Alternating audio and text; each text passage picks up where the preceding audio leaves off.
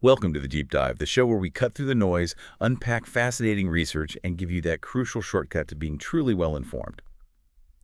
Today, we're starting with a pretty profound, maybe even unsettling thought from Johann Wolfgang von Goethe. No one is more hopelessly enslaved than those who falsely believe to be free. Mm.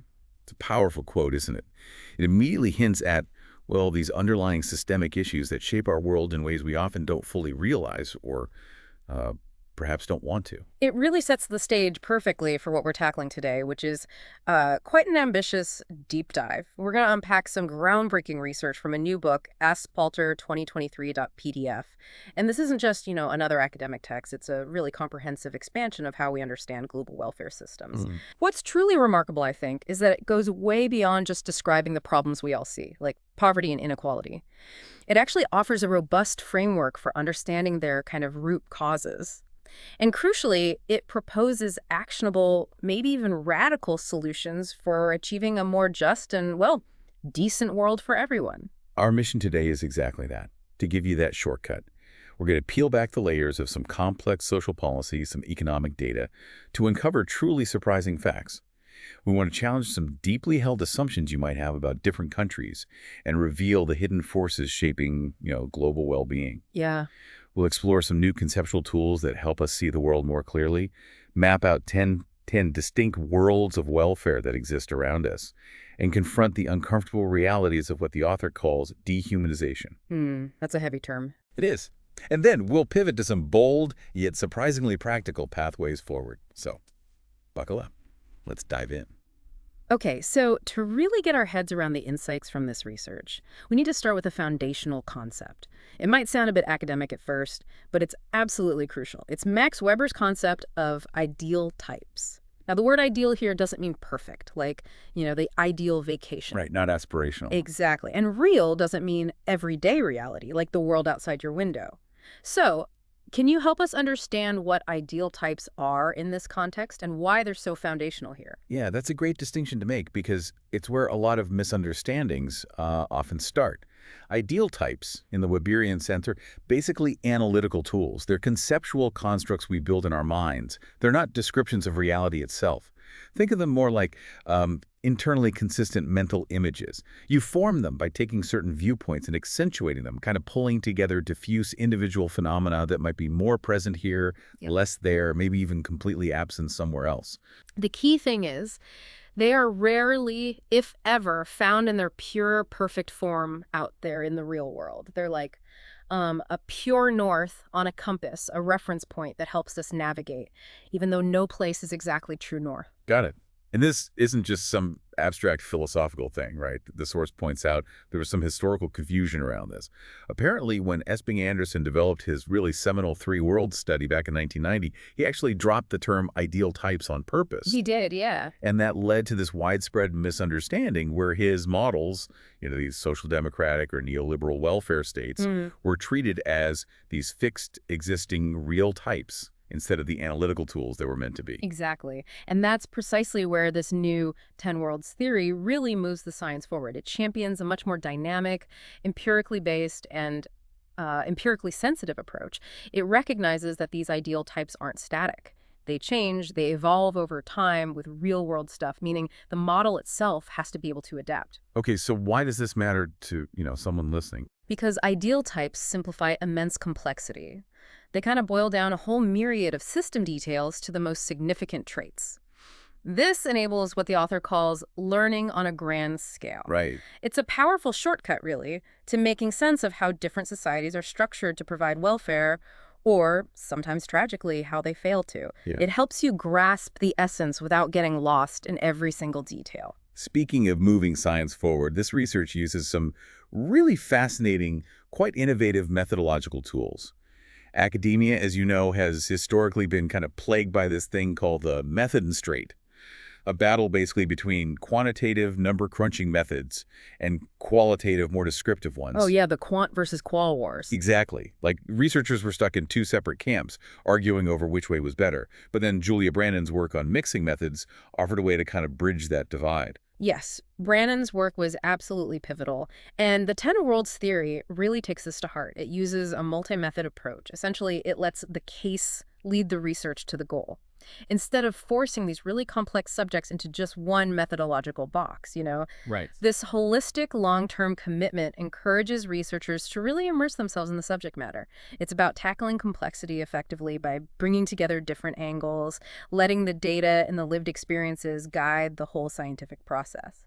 And a key breakthrough here is something called the abductive method. Now, we usually hear about deduction, right? Testing existing theories, or induction building theory from observations. But abduction is presented here as like a third way to build these ideal types. Can you explain that? It sounds really intriguing. It is intriguing. It's a truly dynamic process. Think of it as a constant back and forth motion between theory and empirical testing. Unlike pure deduction, which might just try to prove a theory you already have, or pure induction, which just collects observations, abduction means the theory itself, like a key characteristics of these welfare regimes, it slowly gets clearer over years. Oh, okay. You continually test your emerging ideas against new empirical data. You discover new elements. You refine your understanding. The author even draws an analogy to Immanuel Kant's philosophical development, how he refined his ideas over time through this iterative process of discovery and refinement. It's about building a really robust theory that stands on solid ground because it's constantly being informed by and adapting to real-world facts. So the abductive method is almost like a detective, sort of refining their theory as new evidence comes in. That's a great analogy, yeah. And speaking of evidence, the research even borrows a technique from physics, of all places, to analyze social data. Spectral data analysis, or SDA. My mind immediately goes to astrophysics, analyzing light from distant stars. How on earth does that work for welfare systems?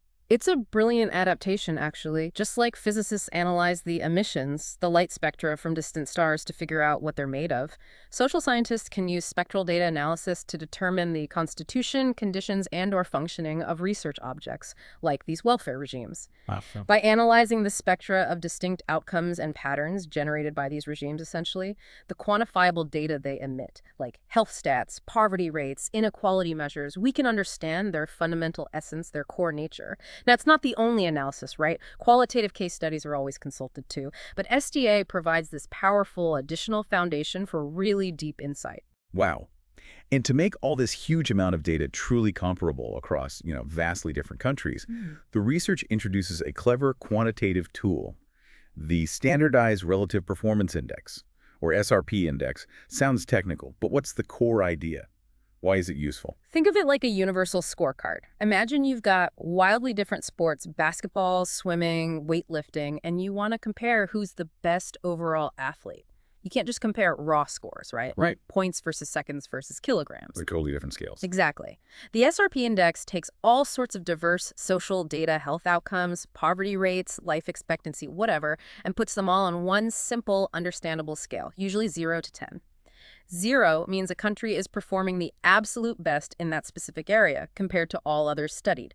10 means it's performing the worst. Oh, okay. Simple. Yeah. It's designed so you can always compare apples to apples across countries, even with vastly different starting data sets. It gives us a clear, standardized picture of how each welfare system truly performs relative to others, and even relative to its own potential. So putting it all together, abduction, multi-methods, the spectral data analysis, the SRP index, it sounds like these tools are really pushing the boundaries. They really are. It's about gathering genuinely new insights, building robust theories that actually hold up under scrutiny, and ultimately applying them in praxis, all striving for a more accurate, more comprehensive understanding of this incredibly complex world we live in.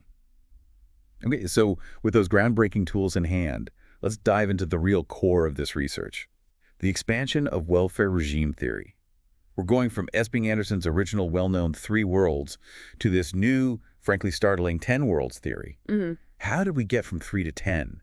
And what was the crucial principle, the key, that allowed researchers to unlock these new insights? Yeah, the key was a principle known as functional equivalence. It sounds a bit academic, but the idea is simple. It recognizes that different institutional setups, even if they look totally different on the surface, can actually achieve similar welfare functions and outcomes. Okay, so different paths to the same goal. Yeah. Essentially. Pretty much.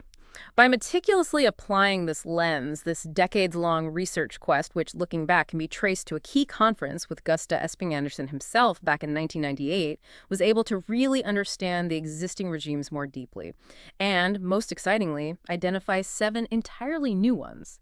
It truly was, as the author says, an art and a science to find the needle in numerous haystacks of global empirical evidence and insights from hundreds of scholars. It required seeing beyond just the surface differences to get at the underlying welfare logic. And it's not just about more worlds, right? It's Yeah. about a more dynamic picture. The source really stresses that these ideal types aren't static, kind of dusty versions fixed in time. Exactly. That's a crucial difference.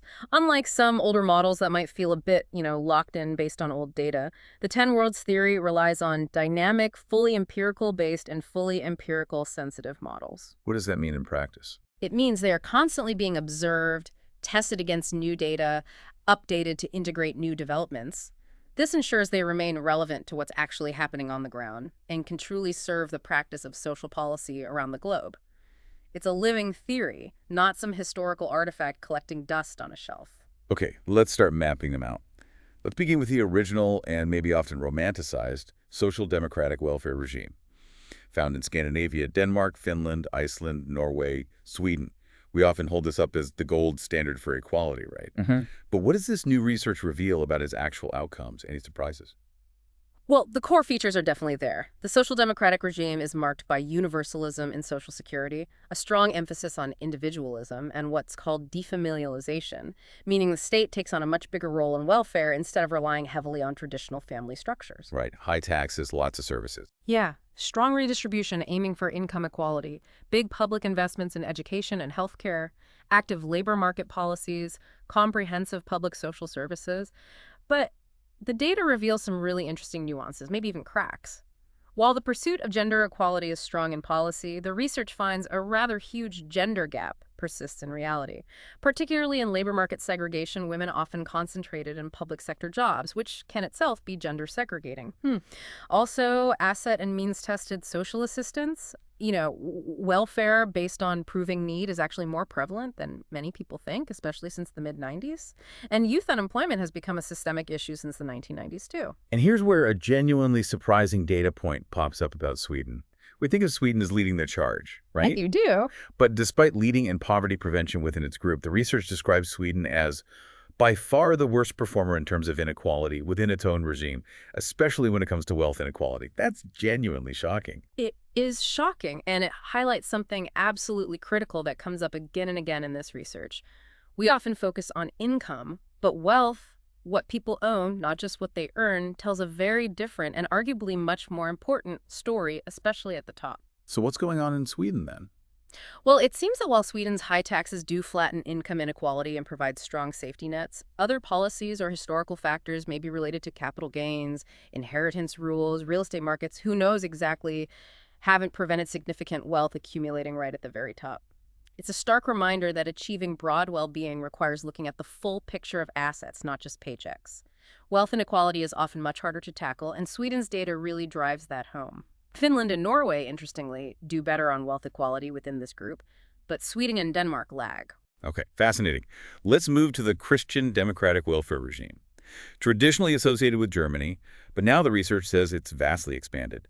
It includes countries like Croatia, Slovenia, Italy, Spain, Cyprus, Poland, Czechia, Slovakia, Hungary, Greece.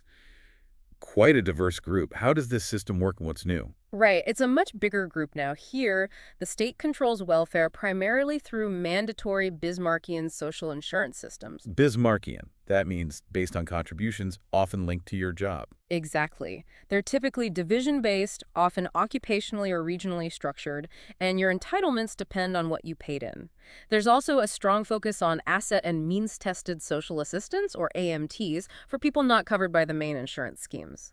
Family status often plays a role in entitlements, too. And the principle of subsidiarity is key. That means involving non-governmental organizations, often the church, in delivering welfare. Plus, there's usually productive social welfare investment in education and healthcare. And the outcomes. The data generally shows high income equality, but wealth equality is more mixed. Youth unemployment tends to be high. And a crucial nuance the research points out is that those asset and means-tested programs, the AMTs, they often create more and prolong poverty while heightening its severity. How so? They create this kind of perpetual dual system that disadvantages those outside the core insurance schemes. And the source notes this often hits women harder, finding them on the wrong end of this dichotomy. And what about the shifting landscape within this regime? You mentioned Germany used to define it, but things have changed. Massively. Germany, once the sort of archetype, has actually moved downwards in terms of relative welfare state performance. The research attributes this to neoliberal policies brought in by the Schroeder government and also something called inflationary povertization, which basically means inflation erodes people's real income and savings over time, leaving them poorer. Wow. So who are the rising stars then? Slovenia, Ireland, Spain, and especially Cyprus are highlighted as new rising stars in welfare state development and healthy aging. Cyprus, in fact, is identified as a world leader in healthy aging, second only to Singapore. Incredible. It really shows how the old East-West border in Europe, or the idea of a lagging South, has largely ceased to exist in this kind of welfare analysis. It's a much more dynamic, evolving picture now. Okay, let's turn now to the neoliberal welfare regime, the classic examples. Yeah. The US, UK, Canada, Australia, New Zealand. Market dominance is the name of the game here, right? Pretty much. In this regime, the market overwhelmingly dominates welfare provision. NGOs and the state offer only subsidiary support, mainly through very stingy asset and means-tested benefits. The burden of welfare falls heavily on the family and the individual.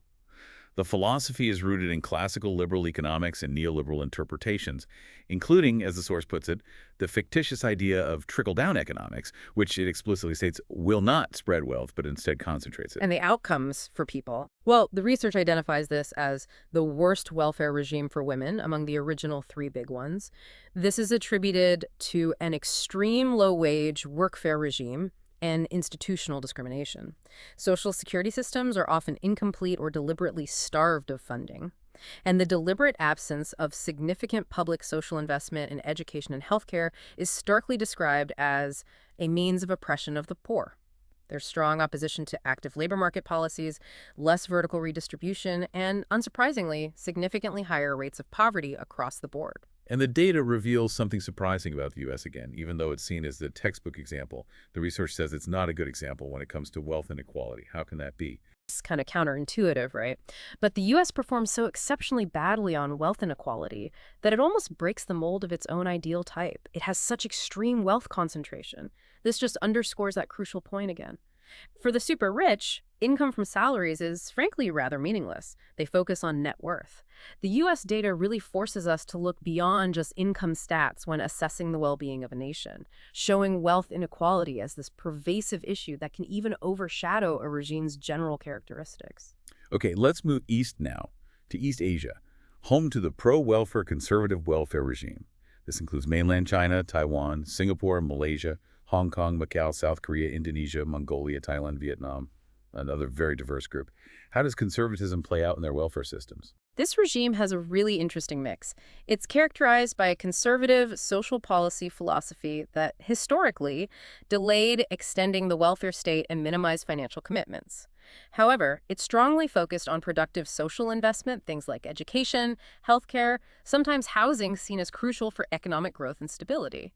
Over time, often due to democratization pressures or the need for political legitimacy, welfare commitments have increased. The state is now catching up, introducing universal entitlements aimed at fostering social harmony. And how is Social Security structured? It's typically work-oriented, using either Bismarckian systems like we discussed, or sometimes provident funds, which we'll talk more about later. While direct vertical redistribution, like high taxes on the rich for cash benefits to the poor, is generally de-emphasized, indirect redistribution through those social investments flourishes. These countries tend to have high wealth equality, interestingly, moderate income equality, and mainly passive labor market policies. Private or religious NGOs often dominate social services. The source does note, though, that strong problems with corruption exist in many of these nations, which obviously impacts overall welfare outcomes. Next stop, Latin America, which has its own distinct regime, the anti-welfare conservative welfare regime, seen in places like Brazil, Chile, Argentina, Mexico. What shaped this particular welfare world, and what are its most striking features? This regime, according to the research, was heavily influenced by U.S. Cold War thinking and the spread of neoliberalism, particularly through the Washington Consensus policies. It created this mix of unfinished Bismarckian social security systems, which, the source argues, often create regressive welfare distribution, basically subsidizing urban middle-class systems with general taxes alongside mandatory or voluntary private insurance schemes. And crucially, it features very complex but very stingy asset and means-tested social assistance systems. These AMTs are explicitly identified as tools designed to manage poverty, not to solve it, and even starkly, to control the masses. This leads to a deeply dualized social security system. And the inequality levels. Shockingly high. This regime features the highest net income and net wealth inequalities in the world, apart from Africa.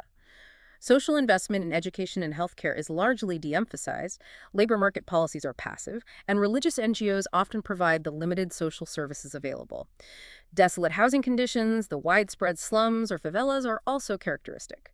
Brazil, for instance, shows extremely bad relative performance in both wealth and income inequality within this group. It's a stark picture. Then we shift to South Asia, where we find the slightly universal welfare regime. This includes Sri Lanka, India, Bangladesh, but the research now extends it to places like Mauritius, Fiji, Bhutan, Nepal.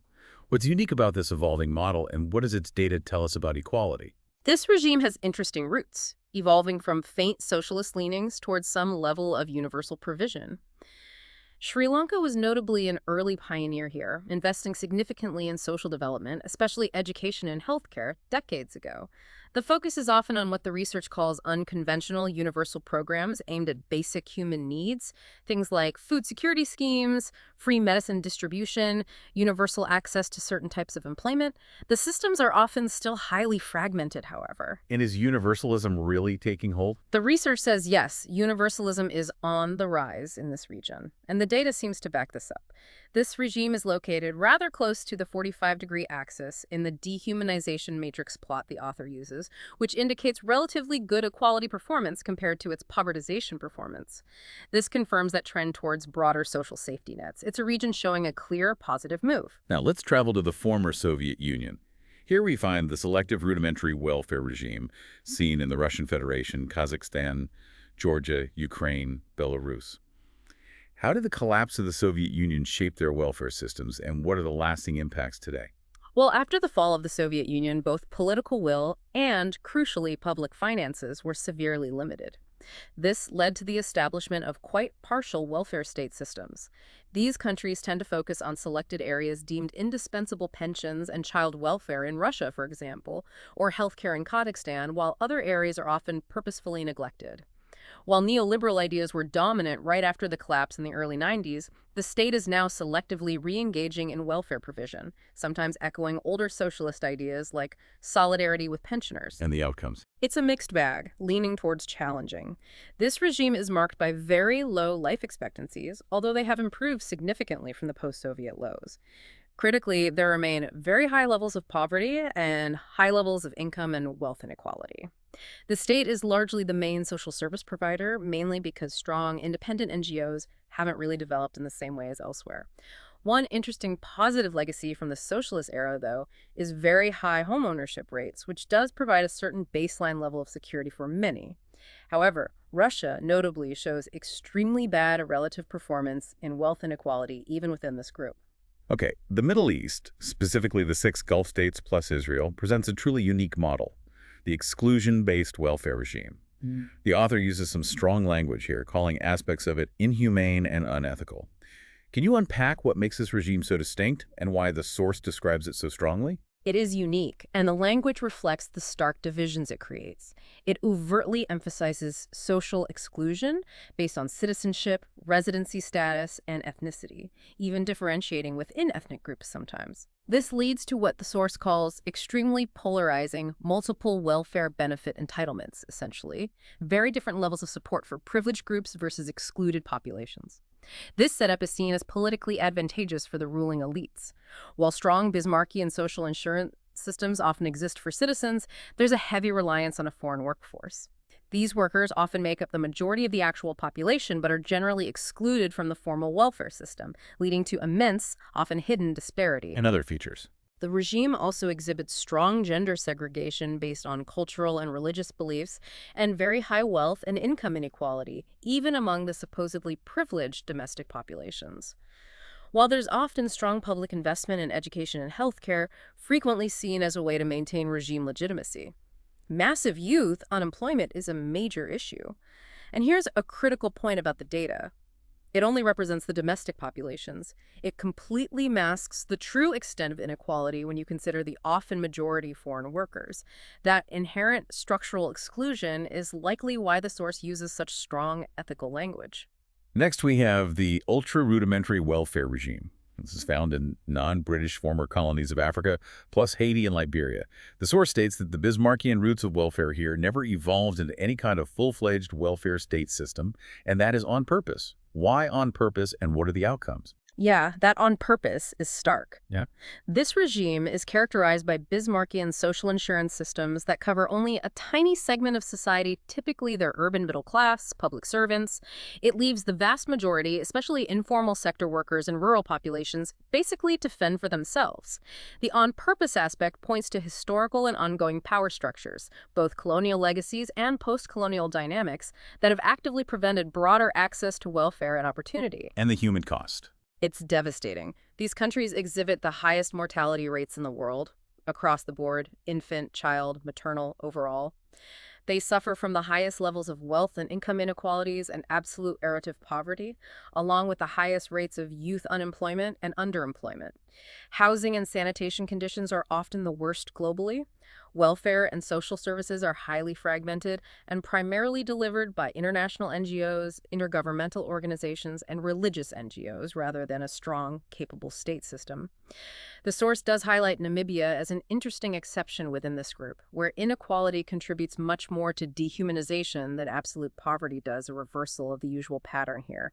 And it also notes that some North African countries like Tunisia, Algeria, Morocco, plus Cabo Verde seem to be moving away from this regime towards more European-style welfare setups. Finally, a truly fascinating case study, the socialist communist welfare regime, with Cuba as its sole remaining member. Despite facing severe economic sanctions and hardship, Cuba boasts some really remarkable social outcomes. What defines this regime? Cuba is indeed unique in the current global landscape. The state exclusively finances and provides healthcare, education, and essentially all social services. It ensures universal employment and income security, although admittedly at extremely low levels of income. And the results, despite the U.S. embargo. Quite remarkable in some areas. Despite those severe economic sanctions, Cuba boasts the lowest infant and child mortality rates in the developing world, actually outperforming the United States in these metrics. It also achieves relatively high education standards. Housing standards are generally low, but homeownership is exceptionally high, over 90%. Unemployment is among the lowest in the world due to that guaranteed employment system. And critically, in terms of the outcomes we're focusing on, Cuba performs best on equality outcomes among all 10 regimes. It suffers the least relative problem of inequality. Wow. It's a stark example of what a state-centric, universal welfare system can achieve in terms of equality and meeting basic human needs, even under extreme economic pressure, precisely because of its unwavering commitment to universal provision. Okay, we've mapped out these 10 worlds, and what emerges is, well, a stark picture of human well-being, or often the lack thereof. The research introduces this powerful and frankly quite stark term, dehumanization. What exactly does that mean in this context? It sounds like it's much more than just simple poverty. It really is. It's a concept that tries to capture the systemic failures, the deeply ingrained injustices within our social systems that fundamentally erode human dignity. It's not just about an individual being poor. It's about how the very institutions we've built actively create, maintain, and perpetuate conditions that make people's lives indecent, less than fully human. The author defines it formally as the workings and the outcomes of historical institutional indecency of human conditions, including manifestations, upkeep, and continuous endurance thereof. It's quite a mouthful. It is, but think of it this way. It's like society failing to deliver on the most basic promise of human dignity, not just by accident, but often by design, baked into the system itself. It's the aggregate outcome, the overall feel or result of how a welfare regime operates. And why does this holistic concept matter to us, listening to this? It's absolutely fundamental because, as the research argues, welfare regimes determine societies. They literally shape how systems are set up, how they function day to day, and even influence cultures and traditions over time. More critically, they are seen as responsible for systemic problems such as, and very much so, inequality, and many different kinds of systemic inequality specifically. In essence, these welfare regimes are the systems that form the systems that then cause these pervasive inequalities and indecencies. So understanding dehumanization helps us grasp the profound, often hidden impact of these large-scale systems on people's actual lives across the globe. Let's zoom in on the first grand dimension of this dehumanization. Povertization. Again, this sounds like more than just describing poverty. It seems to be about how the system itself actively creates and perpetuates it. Yes, exactly. Povertization is defined as the act of creating the conditions of, as well as the conditions themselves that together create, cement, and perpetuate different forms and kinds of poverty. It's an active process, not just a passive state. The research breaks this down into several critical components, things that are often overlooked, especially, the author notes, by researchers sitting comfortably in developed countries. Like what? Well, fundamentally, things like access to clean water and basic hygiene conditions, access to improved water sources and sanitation facilities. These are absolutely essential for human decency, but often just taken for granted by those who have them.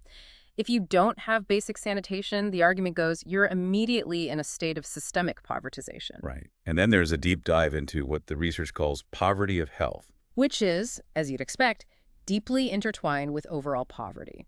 This dimension includes things like general mortality rates, malnutrition and childhood stunting, and the burden of specific diseases that hit the poor hardest, things like non-communicable diseases, tuberculosis, and under 5 mortality rates.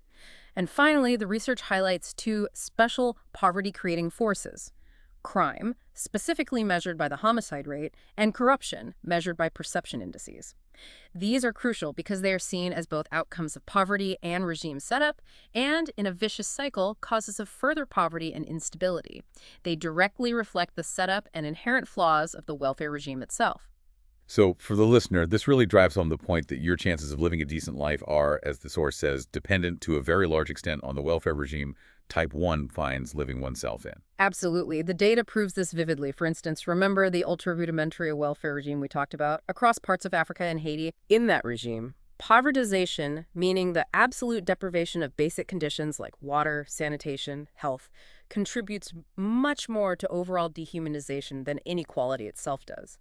This highlights the sheer grinding struggle for basic survival and dignity in those regions. Other examples mentioned include Mongolia's severe lack of water and sanitation infrastructure, or countries like Indonesia, Vietnam, and Malaysia grappling with widespread malnutrition, significant health challenges, and pervasive corruption, all flagged as indicators of systemic povertization baked into their regimes. These aren't isolated incidents, they're presented as systemic failures tied to the very design of how those societies are organized. Beyond povertization, there's the other grand dimension contributing to dehumanization. Yeah. Inequality. And again, this isn't just about income gaps or class, right? It's presented as a much wider, multifaceted problem. Precisely. Inequality is understood here much more broadly. It covers all kinds of disparities: health outcomes, educational opportunities, gender gaps, access to cultural life, social connections, technological advancements, even environmental quality. And critically, it's not seen merely as an outcome of the system, but as a driving force within the inner workings of welfare regimes themselves. It actively shapes how the system operates. So what are the specific dimensions of inequality the research measures? It details several key ones. First, there's the global right to live gap. This measures the difference between a country's actual life expectancy and healthy life expectancy compared to the world's highest achievable values. It shows the potential years of healthy life lost due to the system. Then there's the gender gap, looking specifically at disparities in health and education outcomes between females and males, noting which direction the imbalance goes, as sometimes men can be disadvantaged too in certain areas. And this is where the focus on wealth really hits home again. The research is incredibly emphatic that wealth inequality is far more important than income inequality. Why that strong stance? It's a crucial insight that challenges a lot of standard economic discussion. It's because, as we touched on before, for the super rich, income in the traditional sense is rather meaningless. They don't rely on salaries. Their focus is on the growth of their net worth, their assets. Right, the how was your last quarter question. Exactly. So the research puts enormous emphasis on wealth inequality. It measures this using the ratio of mean wealth to median wealth, which shows how skewed the distribution is, and the standard wealth Gini index. This is considered many times over more important than income inequality in driving overall inequality and dehumanization. Then it does also measure income inequality using the income Gini index adjusted for GDP per capita, but it's clearly presented as secondary in importance to the concentration of wealth. So what's the biggest takeaway for us from looking at inequality this way? The takeaway is that these inequalities are actively driven by the welfare state itself, by its rules about entitlements, its duties, and often its systemic biases. The research mentions the cold progression of taxes and Social Security contributions again here. Remind us what that is. It's when inflation pushes people into higher tax brackets or contribution levels, increasing their burden even if their real purchasing power hasn't gone up. Yeah. It's a hidden tax increase, essentially. These system-driven inequalities highlight precisely what needs to be changed through what the author calls normative social policy. That's policy specifically designed with ethical goals in mind, aimed at achieving fairness and decency. And we saw stark examples earlier, right? Sweden and the US, whose surprising wealth inequality performance revealed by this spectral data analysis really challenges common perceptions. Germany and Russia also showing extremely bad relative performance in wealth inequality, and Brazil in both wealth and income. This data truly does reveal new facets of the truth and help do away with perceptions not supported by empirical evidence. It forces a rethink. Okay, so if welfare regimes themselves are responsible for these deep systemic injustices, we need powerful theories to really explain how and why this happens. And the research introduces what sounds like a pretty formidable concept, the theory of super inequality. What is this complex meta-theory trying to explain to us about why some people get so incredibly rich and others stay trapped in poverty, even in systems that claim to be fair? It's essentially a grand theory trying to unmask how power structures, laws, regulations, even hidden biases within society are often designed, maybe not always consciously by every actor, but systemically to keep a small group at the very top. It argues this group constantly exploits and disadvantages the rest of society. It's not seen as accidental. It's presented as a kind of systemic, often silent, war waged by the powerful against the masses. Wow. So where does it come from? The theory of super inequality, which was developed by Aspalter in 2022, is described as a compound meta-theory. It draws heavily on the insights of really influential scholars, people like Max Weber, who talked about how open and closed social relationships create systems of advantage and disadvantage, enabling systemic exploitation. It also builds significantly on Michel Foucault's ideas, particularly the concept of a constant Foucauldian civil war of the insiders versus the masses. This constant, often subtle conflict, Foucault argued, leads to systemic discrimination, exploitation, abuse, and neglect. Other key thinkers whose ideas feed into it include Randall Collins, Frank Parkin, Raymond Murphy, Charles Tilly, and of course Thomas Piketty, all of whom have analyzed how power relations, social closure, and institutional setups create and perpetuate these massive disparities over time. It also makes a connection to something called Harvey Leibenstein's X-inefficiency theory. How does that fit into explaining societal problems? Yeah, that's an interesting link. Leibenstein originally applied X inefficiency to firms, suggesting they often operate far below their potential efficiency due to internal factors like lack of motivation or poor organization. When adapted from a company level to a whole societal level, this theory helps explain why societies often cannot perform not even close to any of their real potentials in terms of achieving welfare, freedom, and happiness for their populations. It's a compelling idea that goes beyond standard economic or political explanations.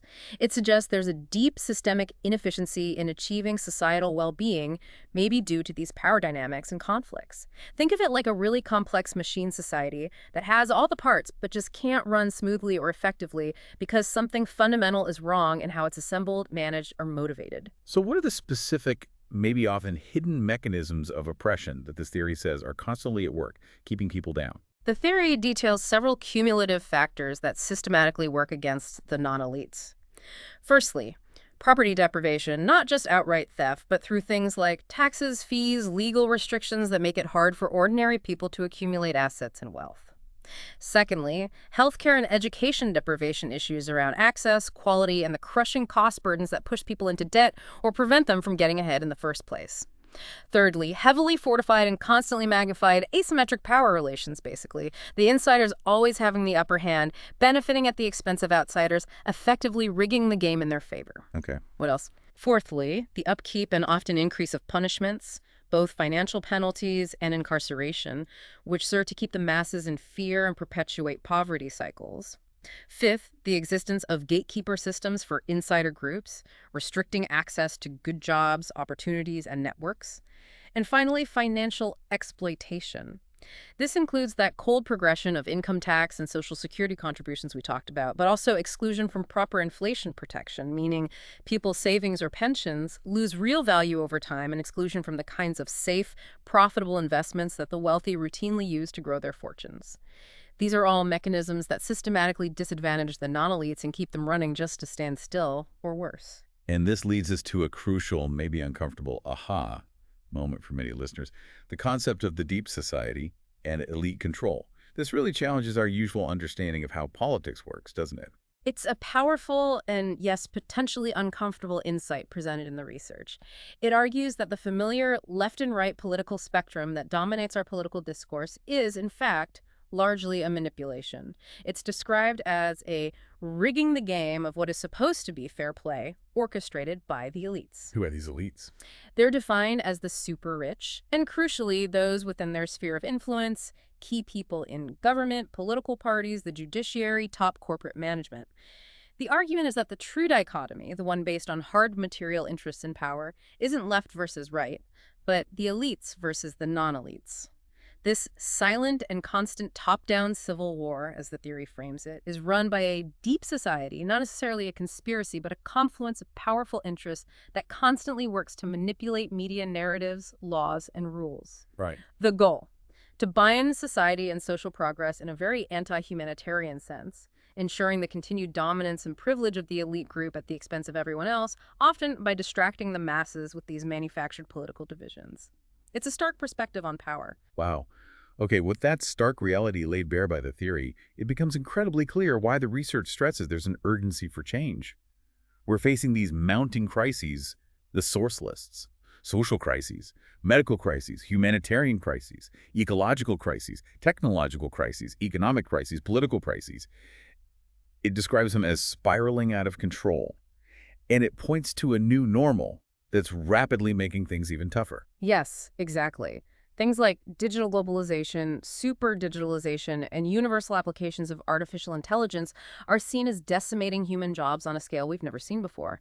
This inevitably impacts almost everyone's life course, leading to increased dependence, poverty, and frankly, despair for a growing majority. The author, citing the economist Kurt W. Rothschild, emphasizes that strong theories are desperately needed to guide scientists, who in turn need to guide politicians and society.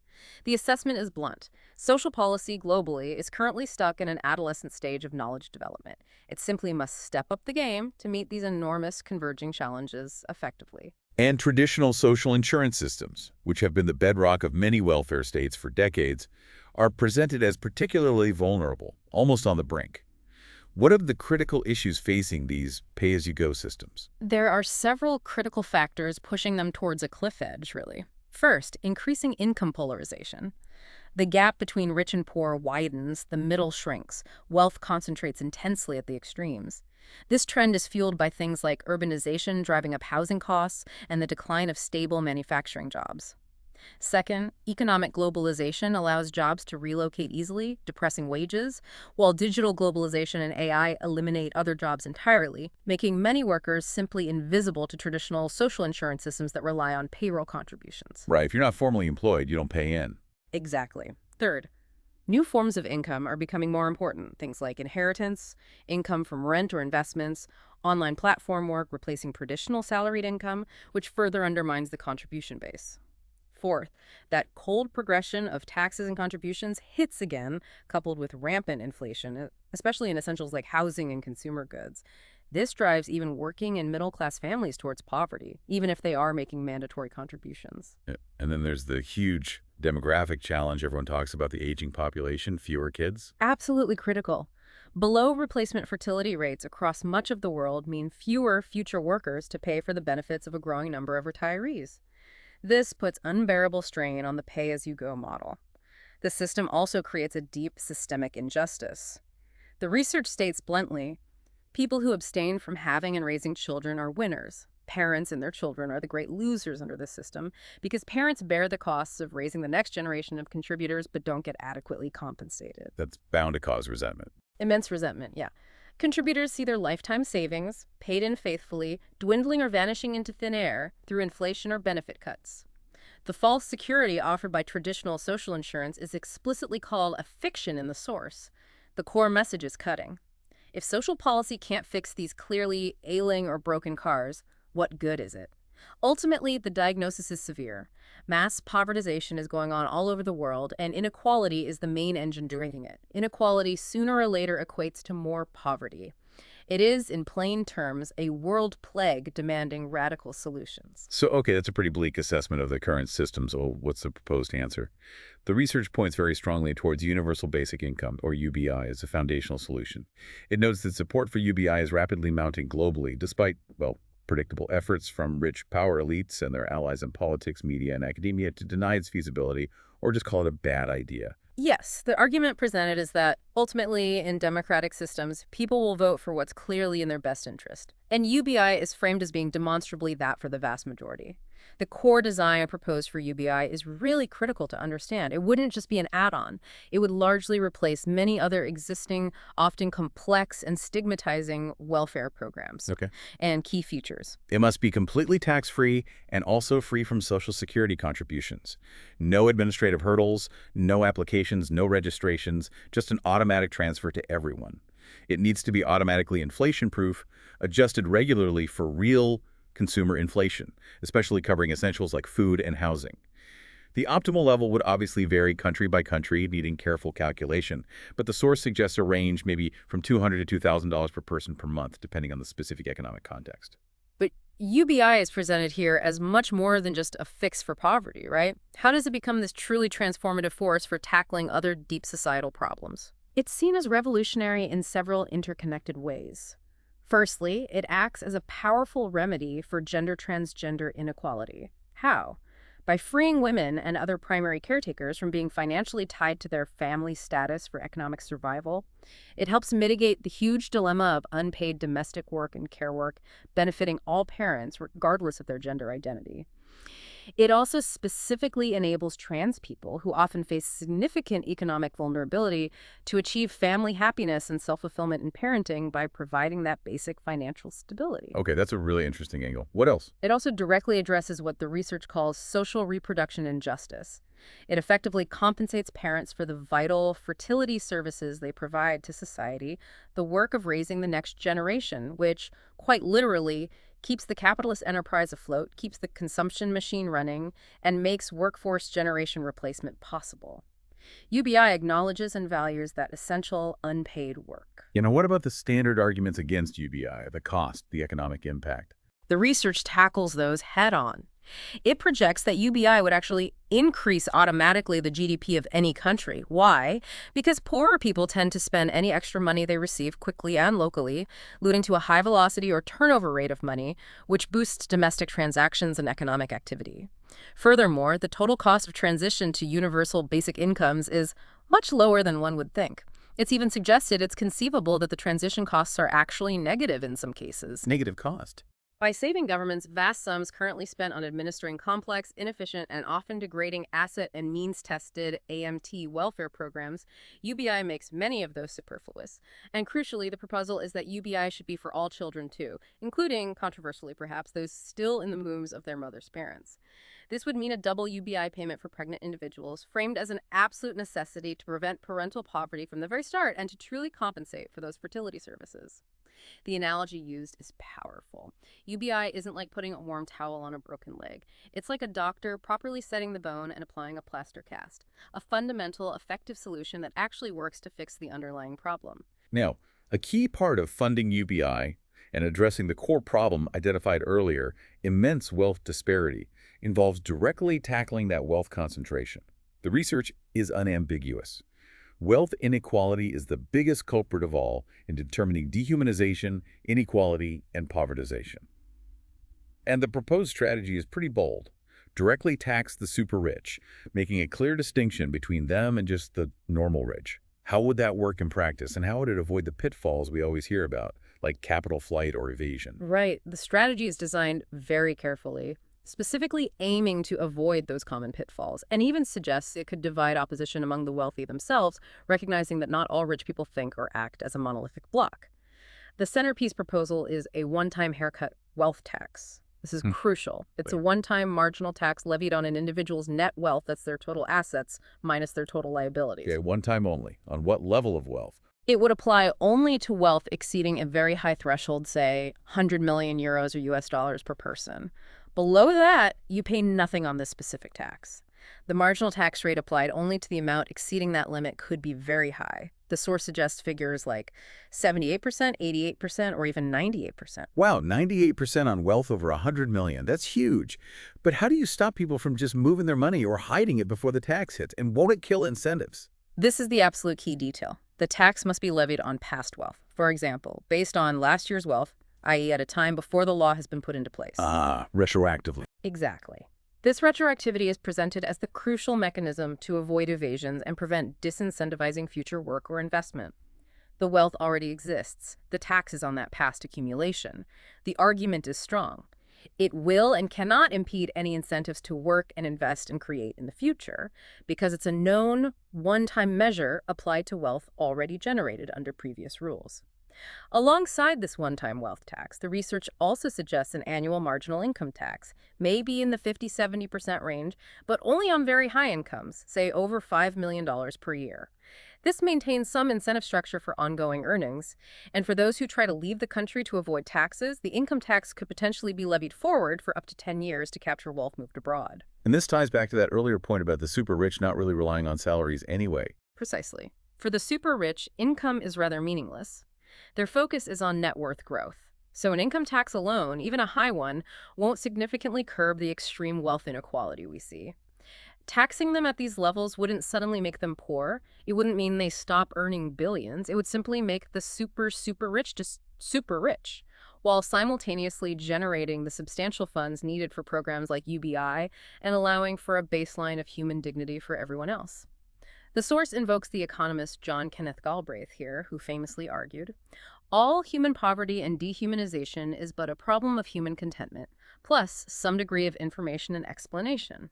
It is not an economic problem and not a political problem per se," Maybe. meaning these extreme disparities are not inevitable forces of nature or economics. They're choices, outcomes of how we structure society. Okay. And therefore, the solutions are not necessary and very easily avertible and remedied if we have the collective will and understanding.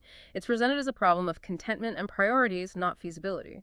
And complementary to taxing the super rich at the top, there's a call to stop regressive taxation at the bottom. What does that involve for the average person?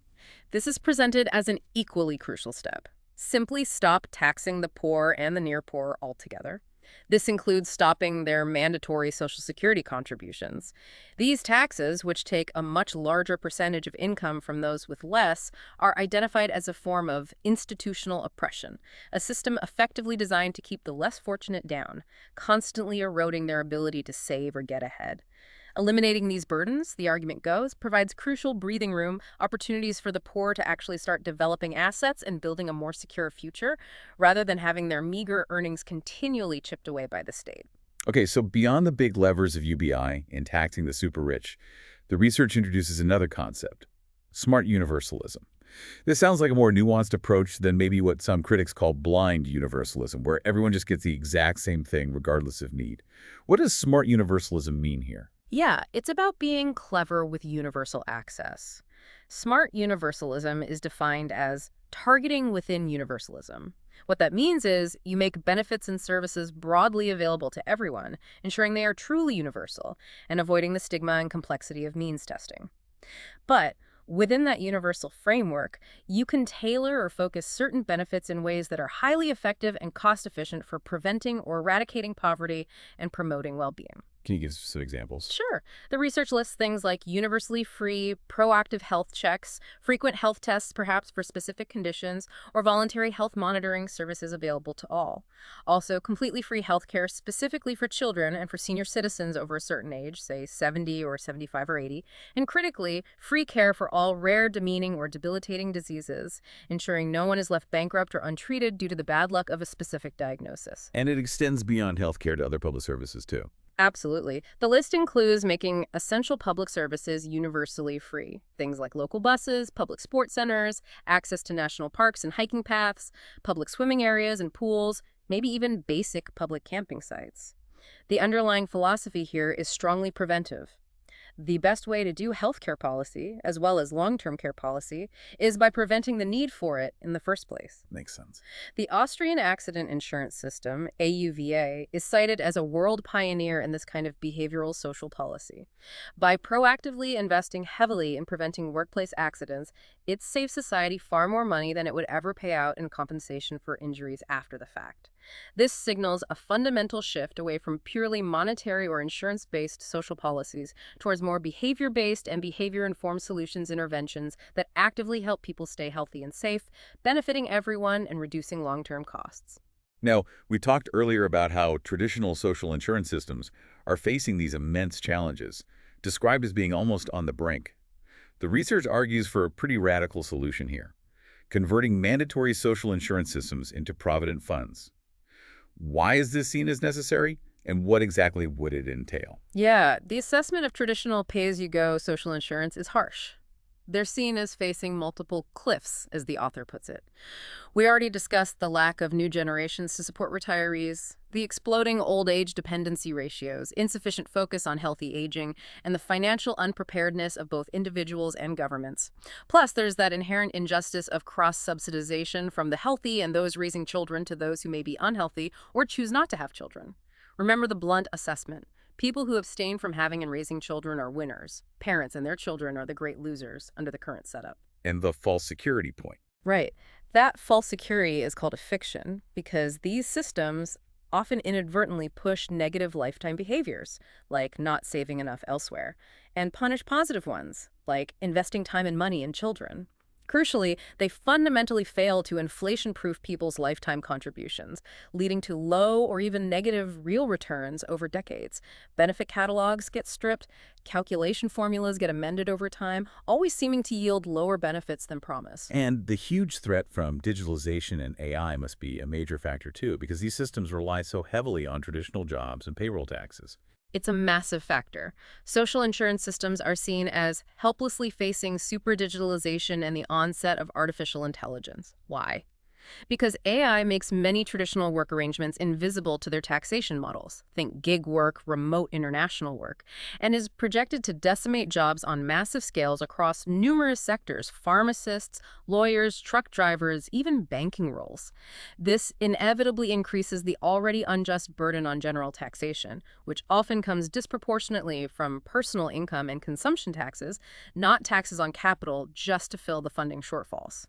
This further harms vulnerable groups like women and parents who rely more on public support or struggle with lower incomes. Okay, so given all that, how do provident funds offer a more sustainable way forward? And how could this conversion actually happen without causing chaos?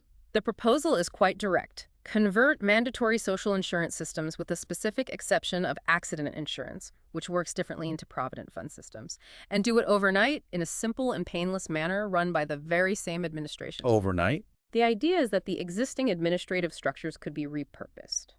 Instead of pooling contributions for current payouts, they would manage individual savings accounts. The advantages listed are compelling.